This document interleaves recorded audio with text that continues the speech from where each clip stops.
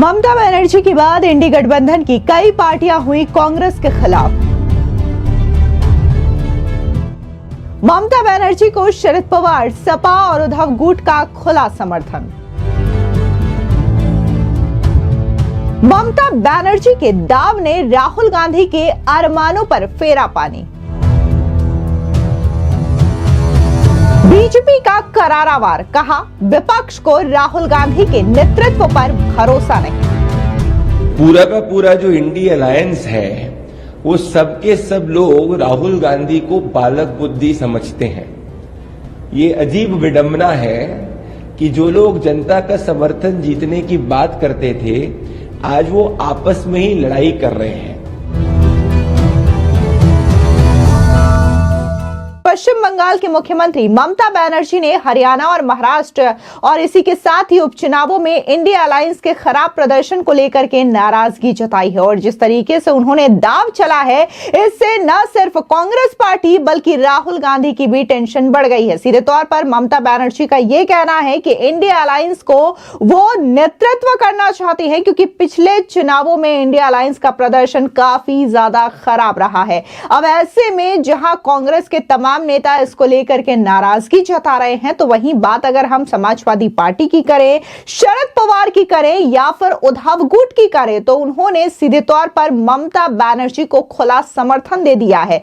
शरद पवार ने तो यह तक कह दिया कि ममता बनर्जी को अच्छा अनुभव है, अगर वो लीड लेती हैं तो वो निर्णय भी बेहतर लेंगे। तो वहीं दूसरी ओर शरद पवार की बेटी सुप्रिया सुले ने तो यह भी कह दिया कि अगर ममता बनर्जी इंडिया अलायंस को लीड करेंगी तो उनसे ज्यादा खुश भला कौन होगा। तो वहीं दूसरी ओर तमाम नेताओं के रिएक्शन देखने को मिल रहे हैं, लेकिन कांग्रेस का यह कहना है कि अगर इंडिया अलायंस को कोई लीड करेगा तो वो है कांग्रेस पार्टी। अब सीधे तौर पर जिस तरीके से इंडिया अलायंस के लीडरशिप को लेकर के यहां पर तनातनी देखने को मिल रही है तो कहीं ना कहीं ये इंडिया अलायंस के भविष्य को लेकर के खतरा भी मंडरा रहा है, क्योंकि जिस हिसाब से पहले लीडरशिप को लेकर के नीतीश कुमार अलग हो गए, अब ममता बनर्जी दावा ठोक रही हैं, तो जाहिर तौर पर इससे इंडिया अलायंस का बिखरना जरूरी माना जा रहा है। दरअसल आपको बता दें कि ममता बनर्जी ने एक इंटरव्यू में कहा कि मैंने इंडिया अलायंस बनाया, इसका नेतृत्व करने वाले इसे ठीक से नहीं चला सकते तो मुझे मौका दे दे, मैं बंगाल से ही इंडिया अलायंस का नेतृत्व करने के लिए तैयार हूं। आपको बता दें कि ममता बनर्जी के इस बयान पर शरद पवार, शिवसेना के जो सांसद हैं संजय राउत और समाजवादी पार्टी ने भी समर्थन किया है। शरद पवार ने कहा कि ममता बनर्जी के पास इंडिया अलायंस के नेतृत्व करने की क्षमता है। वहीं बात अगर हम शिवसेना यूबीटी की करें तो संजय राउत का कहना है कि हम भी चाहते हैं कि वे विपक्षी दल इंडिया अलायंस की प्रमुख भागीदार बने, चाहे वो ममता बनर्जी हो, चाहे अरविंद केजरीवाल हो या शिवसेना, हम सभी एक साथ हैं। हम जल्द ही कोलकाता में ममता बनर्जी से बात करने चाहेंगे। सुनिए संजय राउत का ये बयान जहां पर उन्होंने ममता बनर्जी को लीडरशिप दिए जाने पर समर्थन किया। हम ममता जी की ये राय हमें मालूम है, हम सब चाहते हैं कि ममता जी इंडिया ब्लॉक की प्रमुख घटक रहे, हमारे साथ रहे, चाहे ममता जी हो, चाहे अरविंद केजरीवाल जी हो, हाँ, शिवसेना हो, हम सब लोग एक साथ हैं। कुछ थोड़े बहुत अगर मतभेद है, हम खुद कोलकाता में जाकर ममता दीदी से बात करने वाले हैं। इसके अलावा बात अगर हम अखिलेश यादव की समाजवादी पार्टी की करें तो सपा के नेता उदयवीर सिंह ने कहा कि ममता बनर्जी का समर्थन करता हूं। दरअसल उन्होंने कहा कि लोकसभा चुनाव में यूपी की 80 सीटों में से सपा ने 37 सीटें जीती हैं।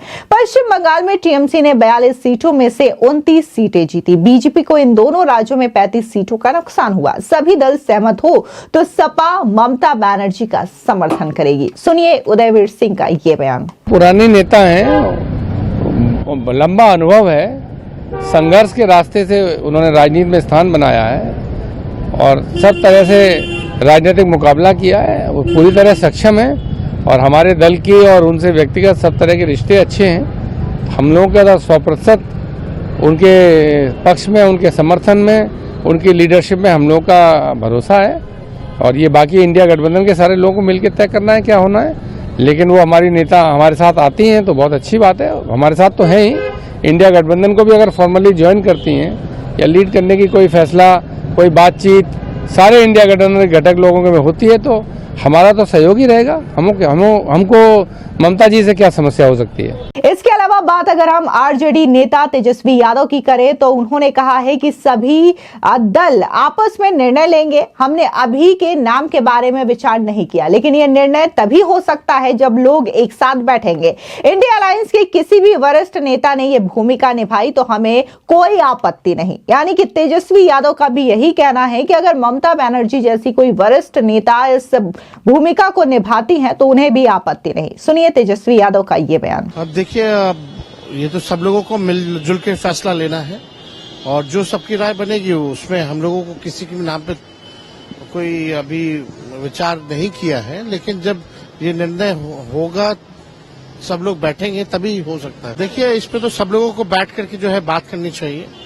और हमारे समझ से इंडिया अलायंस में जितने लोग हैं, जितने सीनियर लीडर्स हैं, कोई भी आए तो उसमें आपत्ति किसी बात की नहीं। आपको बता दें, अब जिस तरीके से ममता बनर्जी ने अपना दावा ठोक दिया है और लगातार जो नेता हैं वो ममता बनर्जी का समर्थन कर रहे हैं, तो इसको लेकर के बीजेपी ने भी इंडिया अलायंस के गठबंधन पर करारा पलटवार किया और ये कहा कि विपक्ष के नेताओं को राहुल गांधी और प्रियंका गांधी के नेतृत्व पर भरोसा नहीं। वे अब भी राहुल गांधी को राजनीति का कच्चा खिलाड़ी समझते हैं। विपक्ष में कई लोग हैं जो कि राहुल गांधी को राजनीतिक तौर पर विफल मानते हैं। इस बीच बीजेपी के प्रवक्ता प्रदीप भंडारी ने क्या कुछ कहा, सुनिए उनका ये बयान। देखिए, पूरा का पूरा जो इंडिया अलायंस है वो सबके सब लोग राहुल गांधी को बालक बुद्धि समझते हैं।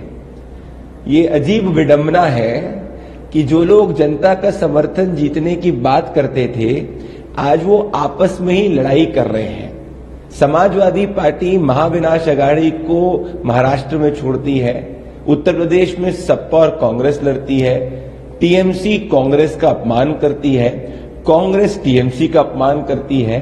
ये घमंडिया खिचड़ी गठबंधन जिसके बारे में आदरणीय प्रधानमंत्री नरेंद्र मोदी जी ने पहले ही प्रिडिक्ट कर दिया था कि जब भी कोई चुनाव खत्म होगा ये आपस में एक दूसरे से लड़ना शुरू होंगे। पर इन सब में कॉमन बात ये है कि ये सब मानते हैं कि 80 बार रिलॉन्च करने के बाद भी राहुल गांधी जी पॉलिटिकली एक बालक बुद्धि है। इसीलिए देश की जनता हमेशा निर्णय करती है कि जो आपस में लड़ते हैं, जो आपस में एक दूसरे की राजनीतिक टांग खींचते हैं, उनको विपक्ष में ही बैठाना है।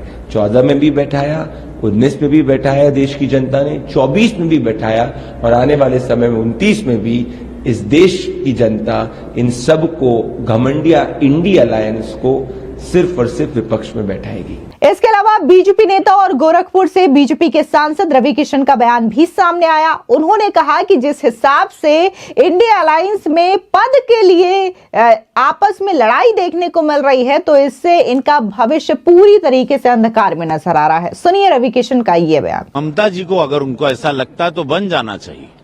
अभी तो पार्टी वैसे खत्म हो गई, सब बिखर गए, तो अब अकेले बनेंगे। हमको लगता खुद है। अब देखिए उनका तो ये लोग सब अलग हो गया। ये लोग तितर भी, लोग खाली मौका परस्त था मोदी जी को, भाजपा को वो बिखरना था। तो प्रधानमंत्री जी ने बोला था खाली मौका परस्त। चुनाव आया था तो आए थे, चुनाव गया, अब अपने अपने घर वापस अपने अपने वतन लौट रहे हैं सब। इसके अलावा जाने माने राजनीतिक रणनीतिकार प्रशांत किशोर का बयान सामने आया। उनका कहना है कि अब इंडिया अलायंस में कौन क्या चाहता है और कौन किसे अपना नेतृत्व सौंपना चाहता है ये उनके बात है, लेकिन अगर ममता बनर्जी को इस तरीके की जिम्मेदारी सौंपी जाती है तो ये उनके अंदर का मसला है। सुनिए प्रशांत किशोर क्या कुछ कह रहे हैं इस पूरी मामले में। ममता जी सीनियर लीडर हैं, वो इंडिया कोलिशन वाले लीडर वाले जाने कि कौन लीड करेगा कौन नहीं करेगा, हम उस पर क्या टिप्पणी कर सकते हैं। कोई भी जो गठबंधन है, कोई गठबंधन या कोई कोलिशन है, ये उनका इंटरनल मामला है कि वो उसको कौन लीड करेगा।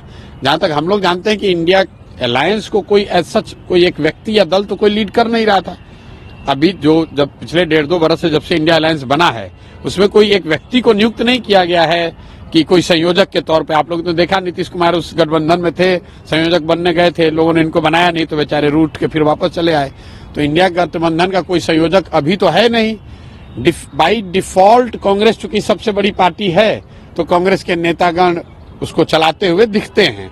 तो ममता बनर्जी जी ने अगर मांग रखी है तो इंडिया गठबंधन का मामला है, हम लोग उस पर क्या कह सकते हैं। इसके अलावा जेडीयू नेता केसी त्यागी का बयान सामने आया। उनका कहना है कि इंडिया अलायंस तार-तार हो चुका है। अब अगली लड़ाई इंडिया अलायंस और इंडिया अलायंस के जो राज्य के नेतृत्व हैं उनके बीच में होगी। उत्तर प्रदेश में अखिलेश यादव मोर्चा संभाले हुए हैं, वहीं ममता बनर्जी पश्चिम बंगाल में मोर्चा संभाले हुए हैं, कहीं अरविंद केजरीवाल मोर्चा संभाले हुए हैं। कांग्रेस पार्टी इनके कंधों पर चढ़ करके राजनीति करना चाहती है और इस बात का एहसास नीतीश कुमार को हो चुका था, जिसकी वजह से उन्होंने इंडिया अलायंस से दूरी बना ली। सुनिए केसी त्यागी का ये बयान। इंडिया गठबंधन तार तार हो चुका है।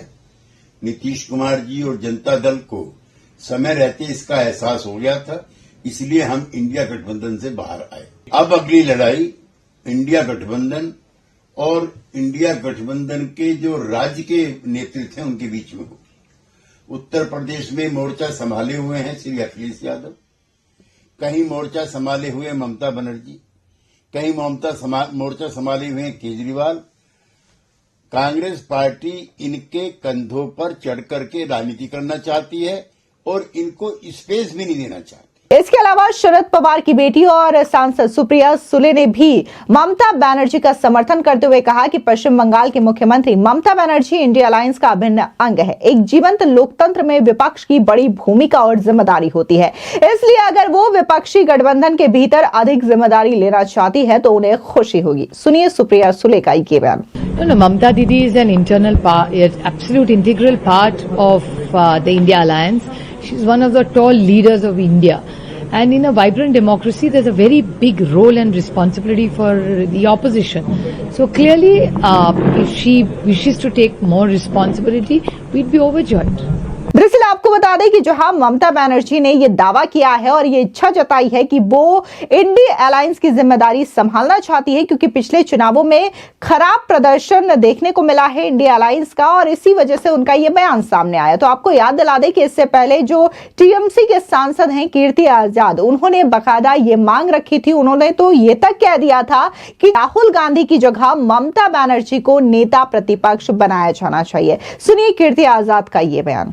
उनको तो जोक लगेगा, क्योंकि उनके लिए सदैव हाराकिरी करते हैं, जिसको कहा जाता है आत्महत्या, हर एक चुनाव में करने का प्रयास करते रहते हैं। अब देख लीजिए क्या परिस्थिति है। लेकिन जब से ममता दीदी आई हैं, उन्होंने जब भी कभी इंडिया गठबंधन रहा तो उन्होंने सही सही सुझाव दिए हैं।